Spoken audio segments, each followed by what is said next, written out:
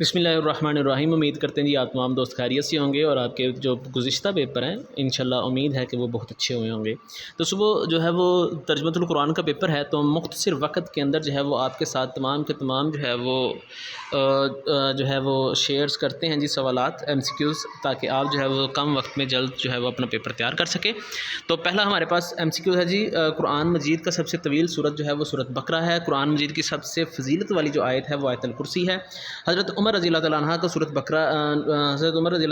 سورت بقرہ سیکھی 12 سال میں۔ آیت الکرسی کا حصہ ہے سورت بقرہ کا۔ عربی زبان میں بقرہ کا معنی ہے گائے۔ حدیث نبوی صلی اللہ علیہ وسلم کے مطابق شیطان گھر میں داخل نہیں ہوتا جس میں تلاوت کی جاتی ہے سورت بقرہ کی۔ 7واں MCQ ہے، سورت بقرہ کو قرار دیا گیا ہے قرآن مجید کی چوٹی۔ 8واں MCQ ہے، سورت البقرہ کا مرکزی مضمون ہے ہدایت۔ 9واں MCQ ہے جی، سورت البقرہ میں انسانوں کی قسمیں بیان کی گئی ہیں 3۔ 10واں ہے جی، مدینہ منورہ کے آس پاس کی آبادیاں تھیں یہودیوں کی۔ 11واں MCQ ہے، حضرت ابراہیم کو اپنا روحانی پیشوا مانتے تھے سب کے سب، یعنی کہ یہودی نصارہ مشرکین مکہ سارے۔ 12واں MCQ ہے، اللہ تعالیٰ نے نبی کریم خاتم النبیین صلی اللہ علیہ وسلم کے خلاف جنگ کی تعبیر کیا تھا سود کو ایمان کا اظہار ہوتا ہے اعمال سے۔ 14واں MCQ ہے، مصائب اور تکالیف میں اللہ تعالیٰ سے مدد طلب کرنی چاہیے صبر اور نماز کے ذریعے، سود کا انجام ہے جی مفلسی۔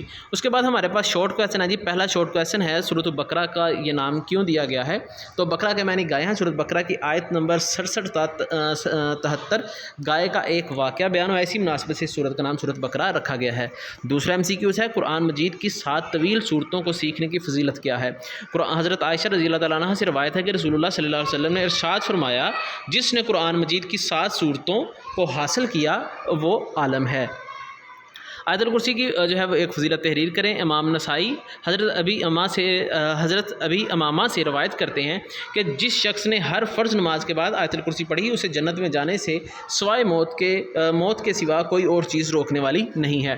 چوتھا ہے جی ہمارے پاس شارٹ کویسچن، قرآن مجید کی چوٹی کس سورت کو قرار دیا گیا ہے؟ سورت بقرہ کو جو ہے وہ قرآن مجید کی چوٹی قرار دیا گیا ہے۔ 5واں MCQ ہے جی ہمارے پاس، سورت بقرہ کی آخری 2 آیات کی فضیلت تحریر کریں۔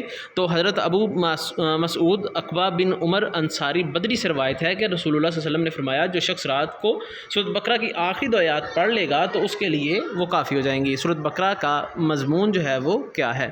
سورت بقرہ کا مرکزی مضمون ہدایت ہے۔ 7واں MCQ ہے جی ہمارے پاس، حضرت ابراہیم علیہ السلام کی کیا خصوصیات ہیں؟ تو جواب ہے جی، حضرت ابراہیم کی خصوصیات درج ذیل ہیں، امام بنایا گیا ہے ان کو اور مقتدی بنایا گیا ہے۔ سورت البقرہ میں بنی اسرائیل کا تذکرہ کس طور پر آیا ہے؟ تو اس کا جواب ہے، سورت البقرہ میں بنی اسرائیل کا تذکرہ ان پر کیے گئے انعامات کا ذکر کیا گیا ہے، ان کی نافرمانیوں، ناشکری، آیات الہی کا انکار اور انبیاء کا ناحق قتل کرنے کے طور پر کیا گیا ہے۔ 9واں سوال ہے جی، اللہ تعالیٰ کن لوگوں کی گمراہی کا فیصلہ کیا جی؟ منافقین اور فاسقین کی گمراہی کا۔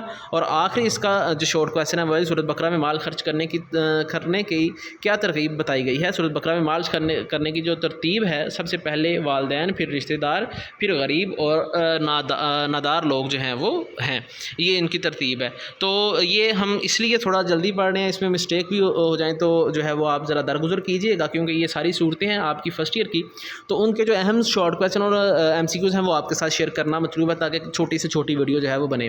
آل عمران کا معنی ہے جی عمران کا خاندان۔ دوسرا MCQ ہے، سورۃ آل عمران کی آیات کی تعداد ہے 200۔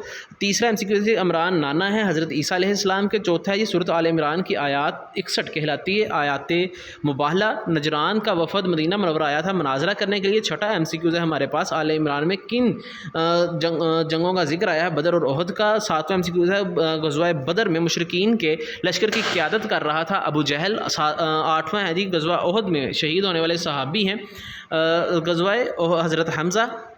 اس کے بعد جی ہمارے پاس 9واں سوال ہے، غزوہ احد میں مسلمان شہداء کی تعداد ہے جی 70۔ آل عمران میں خصوصیات کے ساتھ خطاب ہے جی اہل کتاب کے ساتھ۔ 9واں MCQ ہے، سورۃ آل عمران میں بہترین امت قرار دیا گیا ہے امت مسلمہ کا سب سے زیادہ جو ہے وہ ضرورت ہے جی افرادی قوت کی۔ اللہ تعالیٰ کا ذکر کرنا چاہیے ہر حالت میں، مسلمان کو اللہ تعالیٰ کی راہ میں مال خرچ کرنا چاہیے ہر حال میں، اہل کتاب کی غلطیوں کا پردہ چاک کرنا اور اہل اسلام کو ان کی ذمہ داریوں کا احساس دلانا مرکزی مضمون ہے سورۃ آل عمران کا۔ شارٹ کویسچن اس کے دیکھتے ہیں جی۔ پہلا شارٹ کویسچن ہے، آل عمران سے کون مراد ہے؟ آل عمران سے مراد عمران کا خاندان ہے۔ سورۃ آل عمران میں کن 2 غزوات کا ذکر آیا ہے؟ غزوہ بدر اور غزوہ احد کا۔ سورۃ آل عمران کی فضیلت میں آپ صلی اللہ علیہ وسلم کا ایک ارشاد جو ہے وہ تحریر کریں۔ تفسیر مجموع بیان میں پیغمبر اکرم صلی اللہ علیہ وسلم کے ایک حدیث نقل ہے جس کے مطابق جو شخص سورۃ آل عمران کی تلاوت کرے خداوند عالم ہر ایک آیت کے بدلے میں اس شخص کے پل صراط سے عبور کرنے کا پروانہ عطا فرماتے ہیں۔ دوسری حدیث میں ہے کہ جو شخص جمعہ کے دن سورۃ آل عمران پڑھے تو اس دن سورج غروب ہونے تک خدا اور فرشتے اس پر درود و سلام بھیجتے ہیں۔ چوتھا جی ہمارے پاس غزوہ احد کب اور کہاں پیش آیا؟ غزوہ احد شوال 3 ہجری احد کے مقام پر ہوا۔ غزوہ احد سے ہمیں کیا سبق ملتا ہے جی؟ غزوہ احد سے ہمیں یہ سبق ملتا ہے اگر سپہ سالار یعنی حضرت محمد صلی اللہ علیہ وسلم کے حکم پر عمل نہیں کریں گے تو ہمیں مشکلات کا سامنا کرنا پڑ سکتا ہے۔ اور غزوہ احد سے ہمیں واضح پیغام ملتا ہے کہ ہر حال میں اللہ اور اس کے رسول کا حکم ماننا اور اس کی اطاعت کرنا لازم ہے۔ سورۃ آل عمران کا مرکزی مضمون لکھیں۔ سورۃ آل عمران کا مرکزی مضمون اہل کتاب کی غلطیوں کا پردہ چاک کرنا اور اہل اسلام کو ان کی ذمہ داریوں کا احساس دلانا ہے۔ سورۃ آل عمران میں کن 2 گروہوں سے خطاب ہے؟ سورۃ آل عمران میں اہل کتاب یہود و نصارہ اور مسلمان سے خطاب کیا گیا ہے۔ 8واں ہمارے پاس سوال ہے جی، سورۃ آل عمران میں بہترین امت کس کو قرار دیا گیا ہے؟ امت مسلمہ کو۔ غم اور مصائب سے ہمیں کیا جو ہے وہ حکمت عملی اپنانی چاہیے؟ غم اور مصائب کی حکمت عملی یہ ہے کہ غم اور آزمائش میں ہمیں اللہ کی طرف رجوع کرنا چاہیے، کیونکہ غم اور مصائب اللہ تعالیٰ کی طرف سے آزمائش ہوتی ہیں اور ان میں ہمیں اللہ تعالیٰ کی طرف رجوع کرنا چاہیے۔ سورۃ آل عمران کن لوگوں کو عقل مند قرار دیتی ہے؟ سورۃ آل عمران ان لوگوں کو عقل مند قرار دیا گیا ہے جو لوگ کائنات کی بنائی ہوئی چیزوں مثلا دن رات کا بدلنے وغیرہ پر جو ہے وہ اور آسمان کی پیدائش پر غور و فکر کرتے ہیں۔ تیسری ہمارے پاس آیت ہے جی سورۃ الانفال۔ تو اس کے اندر ہمارے پاس پہلا MCQ ہے۔ سورۃ الانفال کی کل آیات ہیں 75۔ سورۃ الانفال نازل ہوئی 2 ہجری میں۔ غزوہ بدر میں مکی لشکر کی قیادت کر رہا تھا ابو جہل۔ غزوہ بدر میں کافروں کی تعداد تھی 1000۔ 5واں MCQ ہے۔ غزوہ بدر میں مسلمانوں کی تعداد تھی 313۔ غزوہ بدر اسلام اور کفر کے درمیان جنگ تھی پہلی۔ مکہ والوں کو تجارتی قافلے کا سردار تھا ابو سفیان۔ غزوہ بدر کا دوسرا نام تھا یوم الفرقان۔ سورۃ الفرقان اور سورۃ الانعام میں احکام بیان کیے گئے ہیں جہاد کے۔ سورۃ الانفال میں اہل مکہ کو انجام سے ڈرایا گیا ہے آل فرعون سے۔ یہ ہمارے پاس 10 کے 10 MCQs مکمل ہوئے۔ اب اس کے شارٹ کویسچن دیکھتے ہیں جی۔ پہلا ہمارے پاس شارٹ کویسچن ہے انفال یعنی مال غنیمت سے کیا مراد ہے؟ اس کا جواب ہے جی انفال جمع ہے نفل کی جس کا معنی ہے زائد چیز کے ہیں، اور مال غنیمت کو بھی انفال اسی لیے کہا جاتا ہے کیونکہ یہ اللہ تعالیٰ کی طرف سے عطا کردہ ہے۔ اسلام سے پہلے مال غنیمت کے بارے میں کیا تصور تھا؟ اسلام سے پہلے مال غنیمت کسی کے لیے حلال نہ تھا۔ غزوہ بدر کو یوم الفرقان جو ہے وہ کیوں کہا جاتا ہے؟ تو اس کا جواب ہے فرقان کا معنی ہے حق اور باطل کے درمیان فرق کرنے والا۔ بدر جو ہے غزوہ بدر یوم الفرقان اس لیے کہا جاتا ہے کہ اس میں کفار مکہ کو شکست ہوئی اور اسلام کی حقانیت کو اللہ نے ظاہر کر دیا تھا۔ چوتھا جی ہمارے پاس غزوہ بدر کب اور کہاں پیش آیا؟ غزوہ بدر میدان بدر میں 17 رمضان المبارک سن 2 ہجری میں ہوا۔ 5واں شارٹ کویسچن ہے جی غزوہ بدر کا کیا نتیجہ نکلا؟ غزوہ بدر میں کفار کو شکست فاش ہوئی، مسلمانوں کو فتح مبین ہوئی اور کفار مکہ کے 70 لوگ قتل ہوئے اور 70 قیدی بنے اور مسلمان لوگ 14 شہید ہوئے۔ سورۃ الانفال کا مرکزی مضمون کیا ہے؟ سورۃ الانفال کا مرکزی مضمون اللہ تعالیٰ کے راستے میں جہاد کی آداب و فضائل کا بیان، صلح و جنگ اور مال غنیمت کے احکام کی وضاحت کی گئی ہے۔ 7واں سوال ہے جی ہمارے پاس سورۃ الانفال کے آغاز میں کس چیز کی تعلیم دی گئی ہے؟ سورۃ الانفال کے آغاز میں مال غنیمت کے متعلق جو ہے وہ بتلایا گیا ہے کہ وہ اللہ اور اس کے رسول کے لیے ہے۔ ایمان والوں کی صفات بیان ہوئی ہیں اور اللہ تعالیٰ کے احکام اور رسول صلی اللہ علیہ وسلم کی اطاعت کی تلقین کی گئی ہے۔ سورۃ الانفال میں اہل مکہ کے کردار کو کس سے تشبیہ دی گئی ہے؟ سورۃ الانفال میں اہل مکہ کے کردار کو آل فرعون سے تشبیہ دی گئی ہے۔ مال و اولاد سے محبت فتنہ کب بنتی ہے؟ مال و اولاد محبت جب حد سے بڑھ جائے، اللہ تعالیٰ کے احکام اور رسول کے احکام کی اطاعت میں حائل ہو جائے تو وہ فتنے کا سبب ہے۔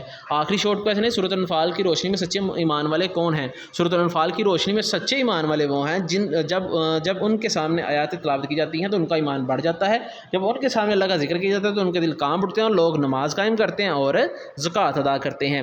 آخری ہمارے پاس صورت ہے جی فرسٹ ایئر کی سورۃ توبہ۔ اس کے MCQs دیکھتے ہیں۔ سورۃ توبہ کی آیات ہے 129۔ سورۃ توبہ کا دوسرا نام ہے سورۃ برات۔ تیسرا MCQ ہے جی ہمارے پاس غزوہ تبوک میں مسلمانوں کا مقابلہ تھا عیسائیوں سے۔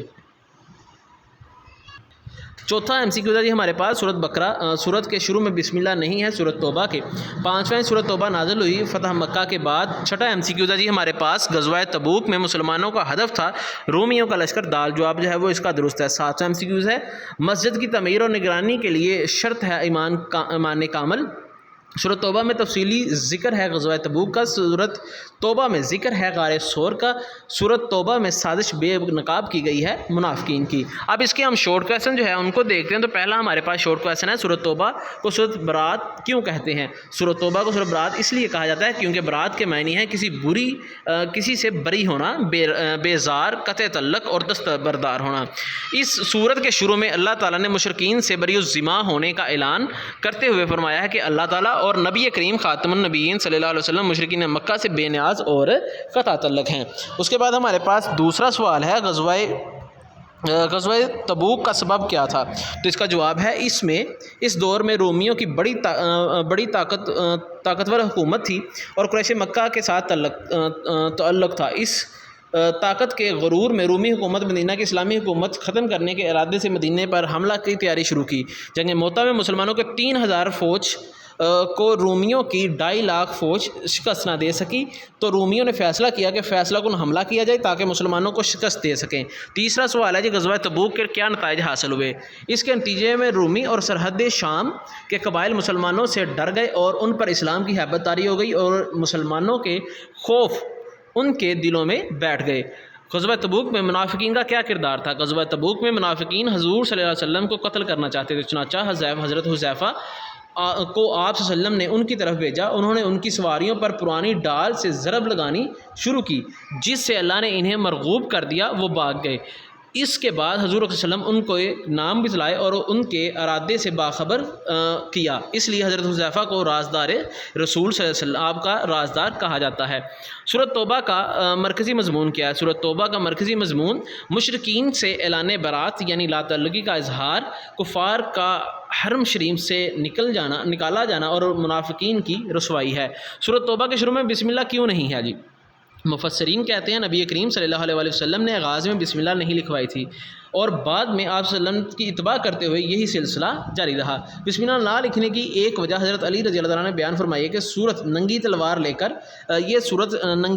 لے کر یعنی مشرکین کے لیے قتل عام کا اعلان لے کر نازل ہوئی، لہذا اس صورت کی رحمانیت اور رحیمیت کی صفات کے ساتھ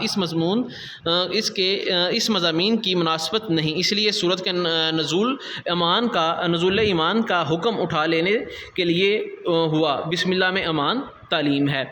ساتواں ہمارے پاس سوال ہے، سورۃ توبہ میں مسجد کی نگرانی کے لیے کس چیز کا ہونا لازم ہے؟ سورۃ توبہ میں مسجد کی نگرانی اور تعمیر کے ایمان کامل یعنی مکمل ایمان ہونا لازمی قرار دیا گیا ہے۔ 8واں غزوہ تبوک میں مسلمانوں کا مقابلہ کس کے ساتھ تھا؟ غزوہ تبوک میں مسلمانوں کا مقابلہ رومی اور ان کے حلیفوں سے تھا۔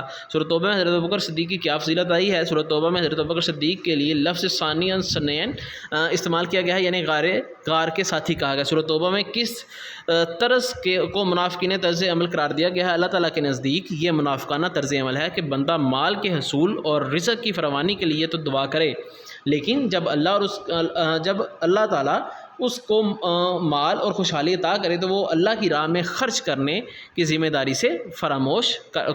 کو فراموش کر دے۔ تو اس کے علاوہ اگر آپ شارٹ کویسچن کلیئر کرنا چاہتے ہیں تو آپ کم از کم جو ہے وہ جو ٹیبل کے اندر آپ کے مشقی جو شارٹ الفاظ میں نہیں ہیں ان کو بھی جو ہے وہ آپ لازمی پریپیئر کریں، تو انشاءاللہ یہ شارٹ کویسچن اور MCQs آپ کے مکمل جو ہیں وہ ٹھیک ہو جائیں گے۔ اگر آپ جو ہے وہ سورت جو ہے اس کے اختتام کے اوپر جو مشقی آپ کو الفاظ معنی دیے گئے ہیں وہ پریپیئر کر لیتے ہیں۔